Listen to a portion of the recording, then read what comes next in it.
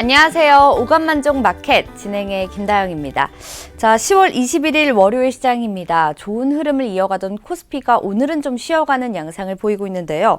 중국의 경제 성장률이 27년 만에 최저치를 기록한 데 이어서 브렉시트 합의 또한 좀 연기가 됐죠. 연기가 되면서 글로벌 경기 불확실성이 높아진 상황입니다. 자, 오늘은 김재훈 전문가님과 함께 시장에 대한 이런 걱정들과 더불어서 지금 관심 가져봐야 할 종목들에 대해서도 이야기하는 시간 가져보겠습니다. 먼저 전문가님과 인사 나눌게요. 안녕하세요. 안녕하세요. 네, 반갑습니다. 자, 전문가님 지난주까지는 우리 시장 흐름이 좋았는데 오늘은 좀 쉬어가는 양상이거든요. 시장 체크 먼저 좀 해볼게요. 오늘은 굉장히 재미없는 흐름의 하루가 나오고 있고요. 네. 이러한 이유는 아까 아나운서님 말씀하신 대로 그 미중 무역 협상이 추가적으로 진행되기보다는 좀 표류하고 있고, 그렇죠. 네, 그리고 그 브렉시트가 다시 연장됐어요. 그렇죠. 예, 지금 거의 2년 반 가까이 질질 끌고 있는데 한 번 더 질질 끌겠다는 얘기입니다. 네네네. 영국도 보면 참 웃긴 나라인 것 같아요. 네, 그 국민들도 브렉시트 자체가 뭔지도 모르고요. 오. 네. 근데 솔직히 근데 워낙 오랫동안 시장을 확 괴롭히던 불확실성이기 때문에 그렇죠. 이번 연기도 그렇게 시장에 크게 영향을 미치는 않을 거예요. 그래서 실제로 지금 미국 증시라든가 해외 선물 같은 경우 다시 상승으로 전환하고 있는 반면에 네네. 한국 증시는 금요일 날 좀 많이 조정을 받았었는데 오늘도 추가로 좀 하락이 나오고 있습니다. 네. 하지만 오후장부터는 좀 나아질 거라고 보여져요. 왜냐면은 이게 악재라고는 볼 수 없거든요. 그렇죠. 예, 불확실성이 조금 뒤로 연기된 것 뿐입니다.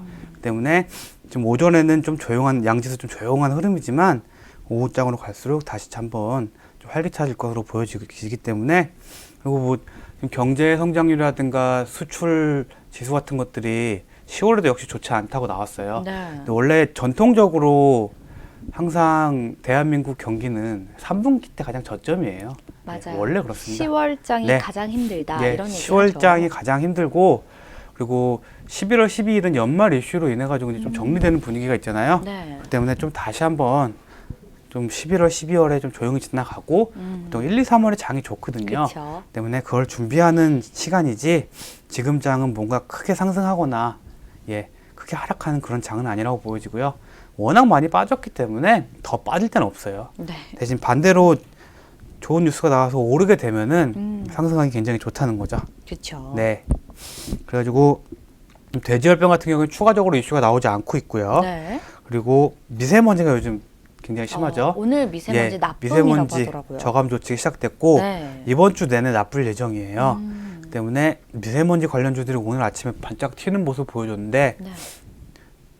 그 초반에 상승한 걸 조금은 반납하고 약한 모습으로 변하긴 했는데 아마도 미세먼지를 이제 아직까지 잘 못 느끼잖아요. 그렇죠. 네, 근데 한 3, 4일 정도 연속되는 걸 느끼실 거예요. 목이 칼칼하고 그렇죠. 눈이 맵고 그렇죠. 그러면 다시 한번 미세먼지 주목이 갈 수 있으니까 미세먼지 관련주들은 꾸준히 지켜봐야 됩니다. 네. 그리고 3분기 기업 실적이 11월 15일까지 나오기 때문에 조금씩 나오고 있고요. 그렇죠. 미국 같은 경우에도 대형 기업들 위주로 이제 실적이 나오기 나올 거예요. 시작했어요. 그래서 시장을 주도하는 대형주들의 실적이 좋게 나오면은 미국 장은 조금 반등이 나올 거고 네. 오히려 안 좋으면은 좀 빠질 거고 그래서 요즘 계속 실적에 맞춰서 발맞추는 장세가 지속될 것으로 보입니다. 네네. 그에 비해 한국 기업들의 3분기 경기는 그렇게 나빠질 것 같진 않아요. 시작이 왜냐면은 나온 것 같아요. 2분기 때 워낙 안 좋았기 때문에 그렇죠. 작년 대비해서는 안 좋지만 전분기 대비해서는 괜찮기 때문에 너무 걱정은 안 하셔도 될 것 같습니다. 네. 네. 저희가 이제 전문가님과 함께 현재 시장에서 이슈, 체크해봐야 될 이슈들에 대해서 이야기를 나눠봤는데요. 아무래도 지금 좀 아까도 말씀해 주셨지만 지금 시장의 키워드가 실적인 것 같습니다. 실적과 네. 더불어서 또 전문가님이 좀 추천해 주실 이번 주에 좀 봐야 할 섹터가 있다면 어떤 것들이 있을지 궁금합니다. 자, 섹터를 보기에 앞서서 네. 지금 환율을 한번 보면요. 환율이 볼게요. 굉장히 많이 하락을 했어요. 네. 오늘만 해도 보이시죠?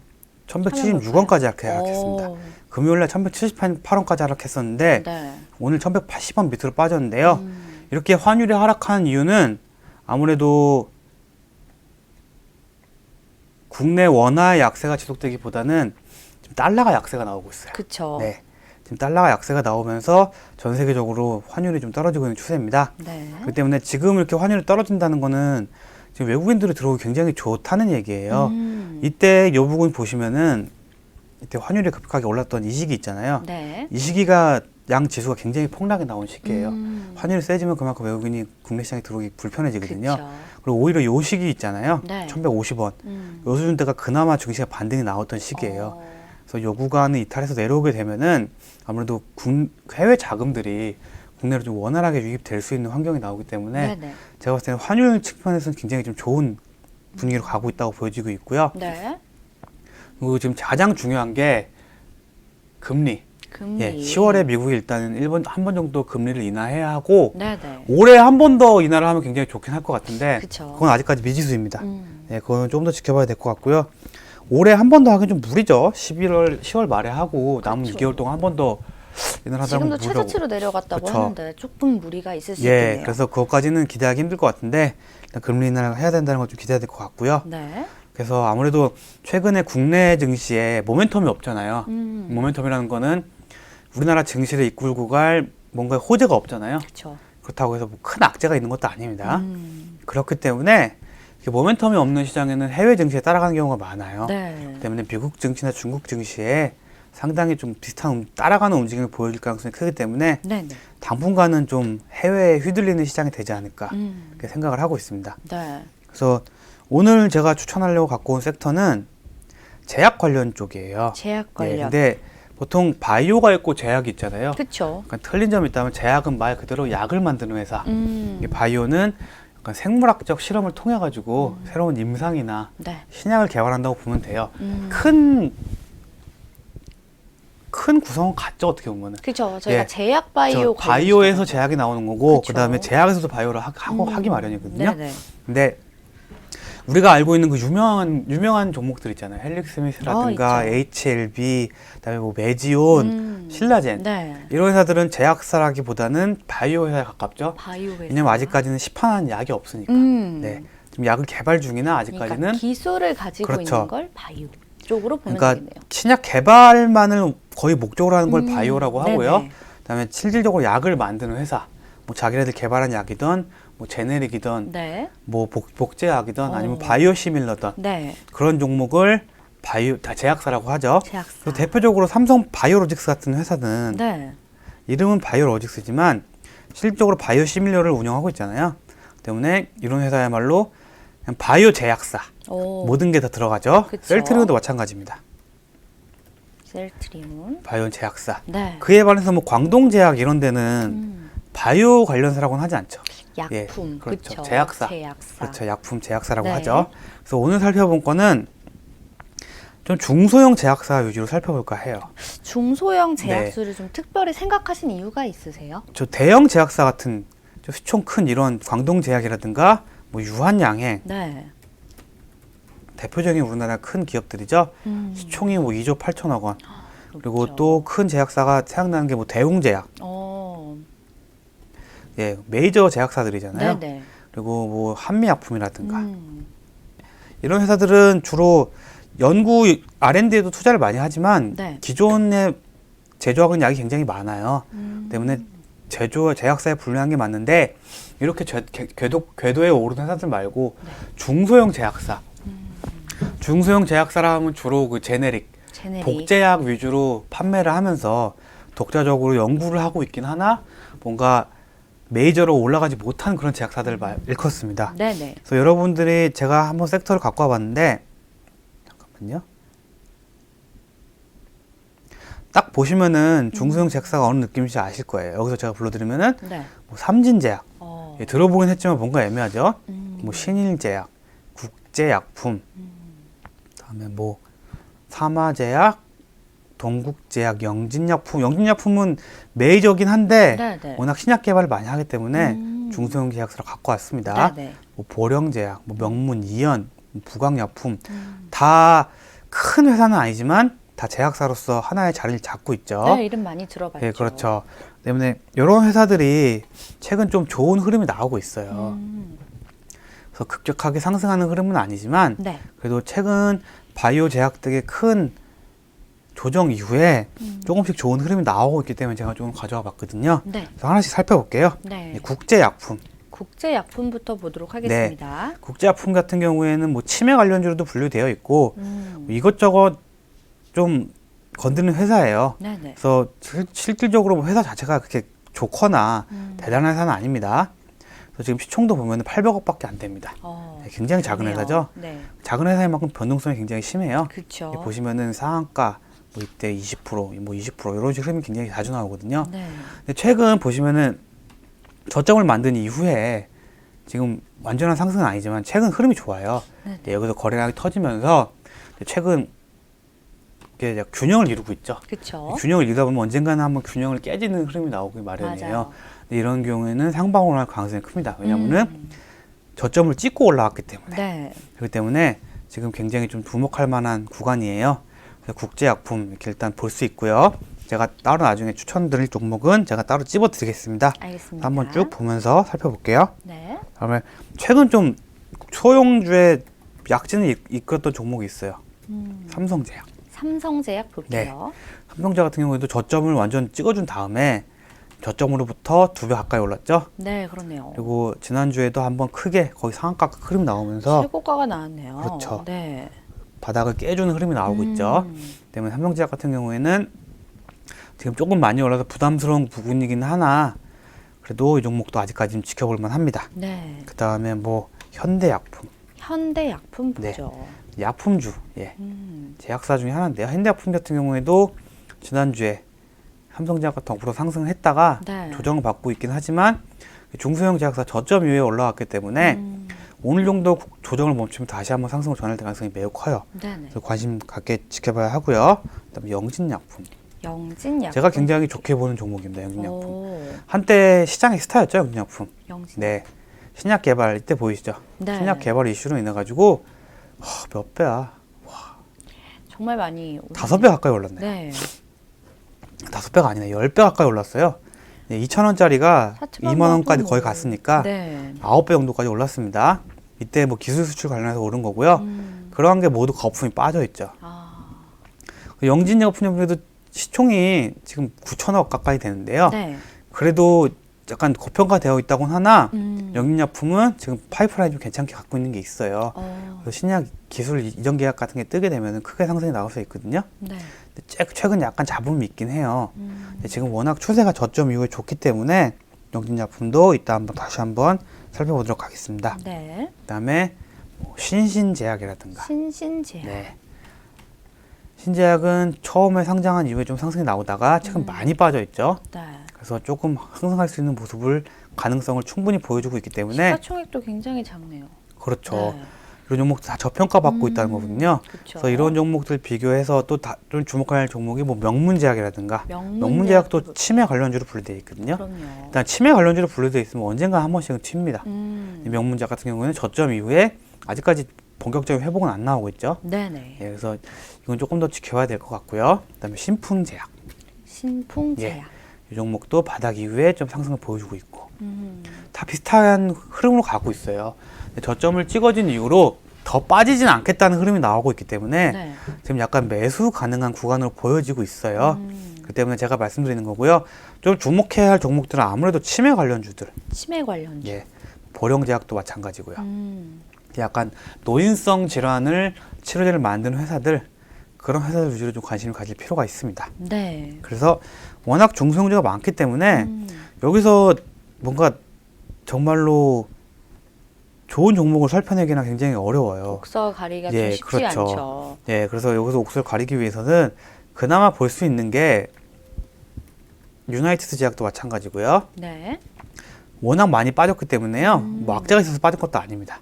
다시 한번 이 정도까지 올라오는 흐름 나올 겁니다. 네네. 다만 걱정되는 건 거래량이 너무 없기 때문에 이런 종목은 제가 추천드릴 수 없고요. 네. 그리고 정말 좋아하는 종목 중에 하나가 삼천당 제약. 삼천당 예. 제약. 이름이 촌스럽지만 정말 주가 탄력이 굉장히 좋은 회사예요. 안과 치료라든가 여러 가지 치료제가 있기 때문에 굉장히 앞으로 유명한 기업인데 최근 좀 하락이 나오고 있으나 네. 다시 한번 상승이 나올 것 같습니다. 그래서 얘가 오늘 제가 딱 세 종목만 추천드릴까 해요. 네, 어떤 종목이죠? 일단 삼천당 제약 일단 추천드립니다. 네, 삼천당 이 제약. 종목은 워낙 저점 이후에 올라오고 있긴 하나 좀 더디긴 한데 얼마든지 다시 분명히 충분히 한 4만 5천 원까지는 가능한 종목이에요. 네. 모멘텀이 전혀 사라지지 않는 회사거든요. 그래서 오늘같이 이렇게 조정 나온 날 있잖아요.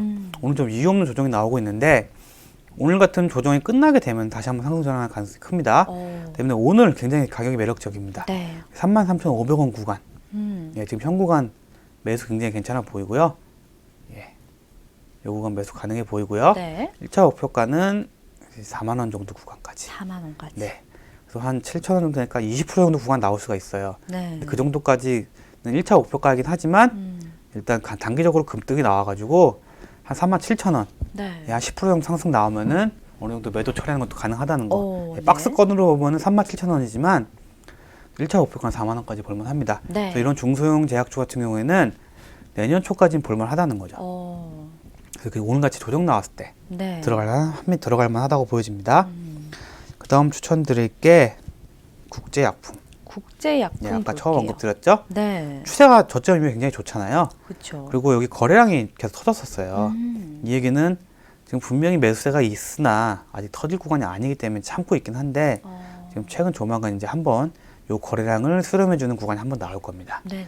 그렇게 되면은 뭐 이렇게 한번 상승이 나올 가능성이 크기 때문에 국제약품은 오늘도 장이 안 좋은데도 양봉을 띄우고 있죠. 네. 그다음에 4,400원 현 구간 굉장히 매수 매력적으로 보여지고요. 이 종목은 갖고 계시다가 여기 부분 있잖아요. 네. 이때 끝에 꼬리를 달았던 부분 5,000원 구간 네. 요 정도 구간 오면은 길게 보시기보다는 매도하시는 게 좋아 보입니다. 3,000당 길게 가져가도 되지만 네. 국제약품은 한번 크게 상승이 나오면 바로 다시 빠지는 흐름이 나오기 때문에 한 10% 정도 상승 나오면은 바로 매도하게 약간 스윙 투자 관점으로 접근하기 굉장히 좋은 구간입니다. 네. 그리고 마지막으로 영진약품. 영진약품. 개인적으로 영진약품은 지금 굉장히 좋아요. 영진약품은 오늘 한 번에 살 게 아니라 네. 이 종목 제가 한 1년 동안 들고 가도 괜찮다고 보여지는 종목이에요. 장기적으로. 예. 네.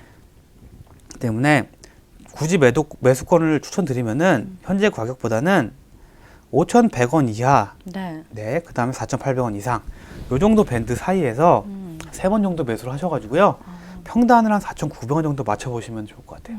예, 하루에 다 매수하시는 게 아니라 한 1주, 2주 정도 꾸준히 매수하시면서 평단은 5,000원 이하로, 5,000원 언더로, 네. 예, 그 정도로 맞춰주시고 1년 정도 보유하시게 되면은 제 생각에는 뭐 과장하면 한 2배 정도, 1년 정도 보유해서. 네네. 왜냐하면 터질 게 많아요. 그리고 그렇군요. 악재는 이미 다 해소가 됐거든요. 네네네. 그리고 저점을 확실하게 찍어준 만큼 제 생각에는 충분히 한 10,000원까지는 언젠가 한 번쯤 내년까지는 복구할 수가 있습니다.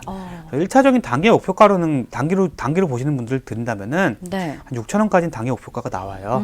그렇기 때문에 현재 가격에서 한 20%까지는 수익이 날 수가 있으니까 네. 영진약품 지금 굉장히 주목할 만합니다. 네. 다만 중요한 거는 나눠서 사라는 말입니다. 그쵸. 한 3차 3번 정도. 그쵸. 네, 급하게 살 필요 없다고 보여져요. 영진약품 같은 경우에는 굉장히 시총이 컸는데 많이 하락했죠. 네. 근데 기술력이 어느 정도 있어요, 그래도. 그나마 신약 투자를 가장 많이 하는 회사 중에 하나고요. 영진약품이랑 한미약품. 한미약품은 우리나라의 가장 큰 제약사라고 볼 수 있죠. 그 연구 파이프라인은 17개, 18개인데 네. 이때 너무 빠지긴 너무 빠졌어요. 이때 빠진 이유가 임상 하나가 취소되면서 네, 보이시죠? 권리 반환. 네, 그렇네요. 이게 굉장히 큰 계약이었는데 이게 반환되면서 악재로 나왔어요. 근데 한미약품은 요거만 있는 게 아니기 때문에 요거 하나로 이렇게 거의 30-40% 빠졌다는 건 조금 말이 안 된다고 생각해요. 그래서 한미약품 같은 경우는 관심을 가질만 해요. 근데 워낙 변동성이 작은 종목이고 시가총이 이미 3조 5천억이나 되는 대장주이기 때문에 그렇죠. 예, 이 종목도 완연한 상승이 나오겠지만 좀 시간이 걸리겠다는 거죠. 예, 그래서 이런 것보다는 중소형 제약사들 위주로 들어가면 괜찮을 것 같습니다. 그리고 이런 대형 제약사는 아직까지 공매도도 굉장히 많기 때문에 주가가 올라가기 쉽지가 않습니다. 그에 반해서 중소형 제약사들은 공매도가 그렇게 많지는 않아요. 어느 정도 있긴 있지만 충분히 상승하면은 이겨낼 수 있는 정도의 수준이기 때문에 이런 중소형 제약사들 위주로 바이오 관련주들은 조금 위험하잖아요. 그쵸. 예, 너무 급등락이 심하기 때문에 다소 좀 투자하기 힘들고 좀 포인트가 안 좋을 수 있겠지만 중소형 제약사 같은 경우에는 분명히 투자할 수 있는 포인트가 나옵니다. 조정도 크게 안 받지만 반대로 좀 상승하게 되면 크게 상승이 나올 수 있는 그런 분위기가 있기 때문에 이런 중소형 제약사 좀 눈여겨볼 만하다고 보여지고 있습니다. 네.